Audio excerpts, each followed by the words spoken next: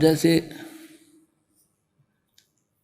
इस दास की ड्यूटी परमात्मा ने जहां से शुरू किया, मेरे स्वयं घर वाले भी नहीं मानने को तैयार थे, लेकिन मुझे विश्वास दृढ़ हो लिया था। और फिर ये ऐसे समाज के अंदर प्रवेश करना, अब मुझे फिर एक सीन याद आया करता रह के। एक बार ये दास मेडिकल में गया था किसी रिश्तेदार को मिलने के लिए, इस ज्ञान प्राप्ति से पहले। तो वहाँ मेडिकल रोहतक के अंदर एक 13 नंबर वार्ड है, उसमें मेंटल वार्ड है। वो डॉक्टर उन मेंटल व्यक्तियों का इलाज कर रहे थे और वो उनको गाली दे रहा था, मैं तेरा जमाई हूँ। डॉक्टर कह रहा था हाँ जी हाँ जी ठीक है, हाँ जी ठीक है। उसका गिरेबान पकड़ लिया डॉक्टर का, दो तीनों ने छुड़वाया, बैठ जा। और फिर भी उनका ट्रीटमेंट कर रहे थे। और जब वो उन ट्रीटमेंट ठीक हो गया, वो स्वस्थ माइंड हो गया, फिर वही यूं कह रहे थे, डॉक्टर साहब नमस्ते। तो दास की ड्यूटी पागल वार्ड में ला रखी है।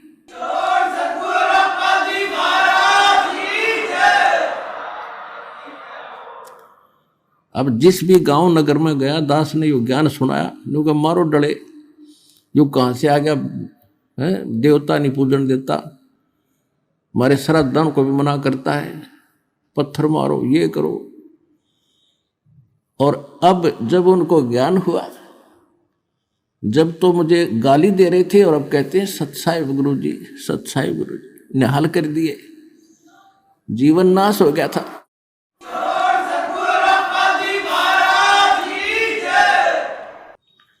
तो परमात्मा ने ये ज्ञान का तूफान उठा दिया।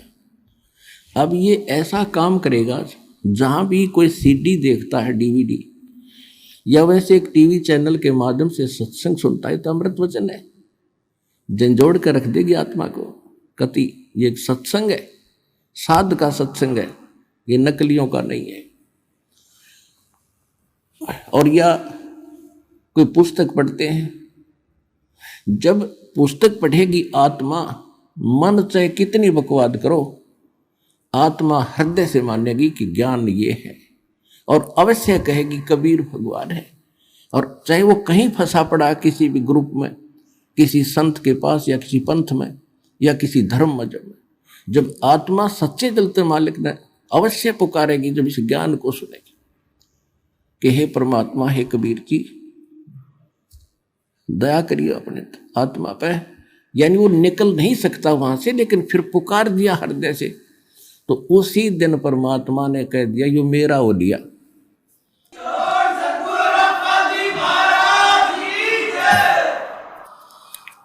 फिर काल को पकड़ कर बाजू से दूर कर देता है, दूर हो जाए, यो मेरा हो गया, अब मेरे ज्ञान को स्वीकार कर लिया। बेशक वो कितने दिन फिर वहां रहे, आएगा एक दिन, मालिक लाओगा, कुछ भी कारण बनावे। तो इस प्रकार परमात्मा ने कहा था कि तेरा ज्ञान सुनेगा वो तेरा, और मेरा माननेगा फिर उसके निकट मत आ जाइए। तो इस प्रकार ये परमात्मा का ज्ञान पूरे विश्व में फैलेगा। और परमात्मा कबीर परमेश्वर जी वैसे तो प्रत्येक युग में आते रहे, कुछ एक भक्तों को अपने लाइन में लगाते रहे, जिस कारण से परमात्मा की महिमा आज तक बनी रही। काल चाहता है परमात्मा का नामो निशान मिटे और ये भूल जाए भगवान को, नास्तिक हो जाए। जैसे पूरा चीन नास्तिक हो गया, रूस नास्तिक हो गया, और अब नंबर था हिंदुस्तान का ये नकली संत पंथ बना रखे, लाभ किसी को हो नहीं रहा, सब विकारों से ग्रस्त हैं, सब वही क्रियाएं करते हैं जो जन साधारण करता है। भगत विद्यार्थी होकर और स्कूल को छोड़कर बाहर खेलता फिरता है तो कैसा पास होगा।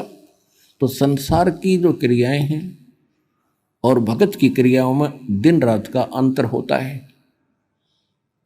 तो जितने भी आप संत पंथ अन्य देखते हो, वो संसार के आम क्रियाओं से भी निम्न स्तर के कर्म कर रहे हैं, बीड़ी वह पीवें, डीजे वह बजवाएं, सारे काम वह करें, और फिर नो का हम राधा स्वामी है।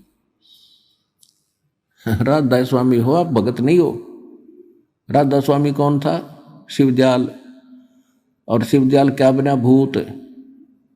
तो वहां ज्ञान है ही नहीं, उनका कोई गुरु नहीं था शिवदयाल जी का।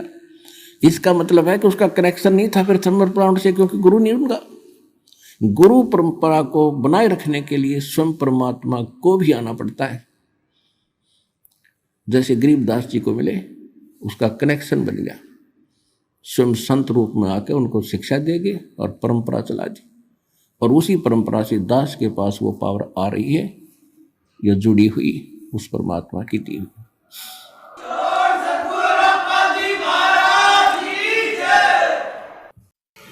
सत साहिब।